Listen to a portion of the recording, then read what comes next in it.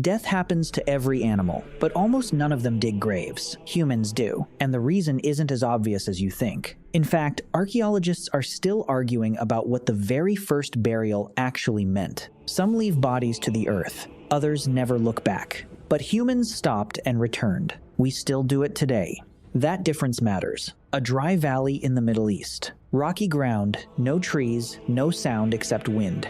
Deep under that soil, archaeologists found something unusual. A human skeleton, carefully placed. Not scattered, not eaten, not lost. It was arranged deliberately. Arms close to the body, earth placed over it with care. This wasn't modern history. This was more than 100,000 years ago, before cities, before writing, before anything we call civilization. And here is the first problem. Life at that time was brutal. Every day meant searching for food, avoiding predators, surviving hunger, surviving cold. No extra time existed. No extra energy existed. So here is the question that still disturbs researchers. Why would anyone stop in the middle of survival to dig into the ground? Here's the strange part. Digging a grave is not small work. It takes strength, time, coordination. In a world where every calorie mattered, this act makes no sense. But then archaeologists noticed something impossible. This wasn't a one-time accident.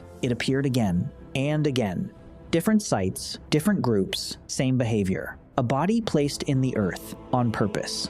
Some scientists say it was respect. Others say it was fear of predators. Some even suggest simple disposal. But none of these explanations fully survive the evidence, because in many cases, the body wasn't just removed. It was protected, almost honored. And here's the comparison that changes everything. Animals leave bodies behind. Humans return to them. That difference is small, but it changes everything we think we know about ourselves. Because if survival alone couldn't explain this behavior, if there was no obvious benefit, no clear reward, then what exactly were our ancestors trying to protect? Now imagine something almost impossible. Imagine losing someone you love before words existed.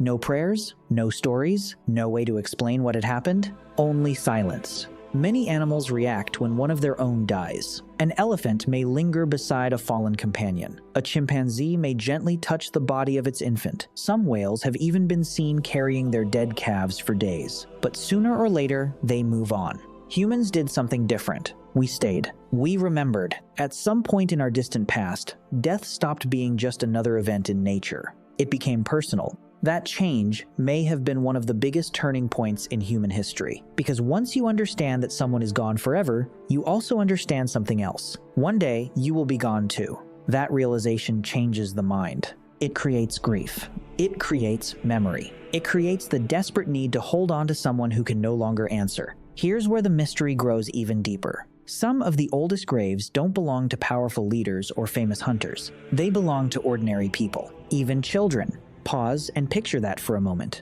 A small child carefully placed into the earth by hands that almost certainly belonged to grieving family members. No kingdom, no monument, no reward, just care.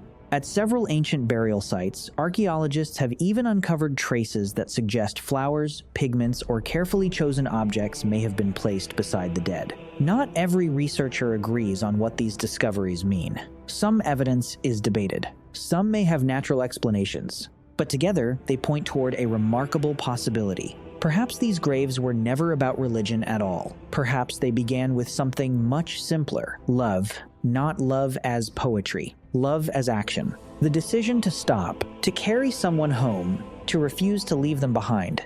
Maybe the first grave was never built for the person who had died. Maybe it was built for the people who had to keep living, because burying the dead doesn't erase grief. It gives grief a place to rest. And once humans began remembering the people they lost, they also began creating something that could outlive a single lifetime. But if burial began with love, why did every civilization eventually turn it into something much bigger? Now the story grows far bigger. Travel across thousands of years in just a few seconds. Ancient Egypt, Ice Age Europe, the mountains of ancient Asia, the forests of the Americas, islands separated by vast oceans. People who never shared a language, never traded, never even knew the others existed. And yet, different continents, same ritual. Again and again, the dead were placed into the earth with care. Some were wrapped in cloth. Some rested beneath stone mounds. Others were buried with tools, beads, shells, or treasured possessions. The details changed. The idea did not. That is one of the greatest mysteries in human history. How could cultures separated by thousands of miles arrive at such remarkably similar traditions? Many believed death was not the end. It was the beginning of a journey. So food was left beside the body. Weapons were buried with hunters. Jewelry was placed with loved ones, not because those objects had value to the living, but because they might matter to the one who had departed. Then another pattern appears. The dead were not simply remembered. They became ancestors. People spoke their names, returned to their graves, passed their stories to children who had never met them. Suddenly, one family became many generations. One generation became a community. Memory became something everyone shared. And when people share the same past, they begin to imagine the same future. That may be why graves appear wherever civilizations begin to grow. Not because every culture copied another, but because every society faced the same human problem. How do you keep people connected after someone dies? The answer was never just mourning. It was memory. A grave became more than a place. It became a landmark of identity, a reminder of where people came from, a promise that those who were gone would not simply disappear. Empires rose, kingdoms collapsed, languages were born and forgotten, yet one habit endured.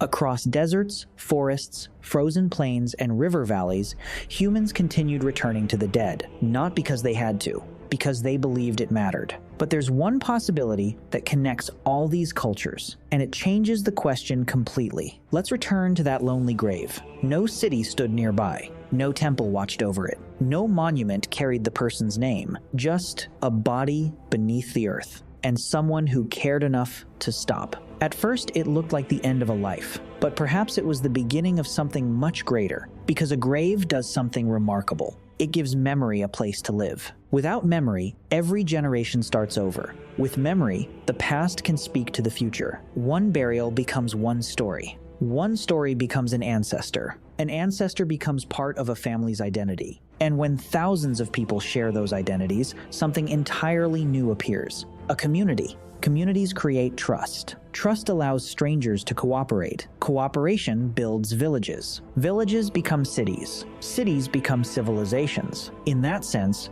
a grave is far more than a resting place. It is a promise. A promise that a person's life will not simply vanish when their heartbeat stops. That promise changes the living. It teaches children where they came from. It reminds families that they belong to something older than themselves. It gives entire cultures a shared past. And without a shared past, building a shared future becomes almost impossible. Think about our lives today. We still gather when someone dies. We stand in silence. We lower flowers. We speak names. We tell stories. The clothes are different. The languages are different. The ceremonies have changed countless times. But the instinct remains almost exactly the same. Across more than 100,000 years, humans have continued performing one simple act. We refuse to let the people we love disappear without remembrance. That may be the deepest reason graves exist, not to hide death, not even to honor the dead alone, but to protect the memories that hold the living together. Perhaps that is what those ancient hands understood long before history was ever written. They were not simply burying a body. They were preserving a relationship. They were creating a place where grief could become memory, and memory could become identity. So the oldest graves are not silent at all. They tell the story of the moment our ancestors chose compassion over convenience, memory over forgetting, connection over survival alone. And in making that choice, they may have taken one of the first true steps toward becoming fully human. And that's why the oldest graves aren't really about death at all. They're about the extraordinary decision to remember, because the first grave was never just a place to leave the dead. It was the place where scattered survivors began weaving shared memories into the stories that would one day become civilization.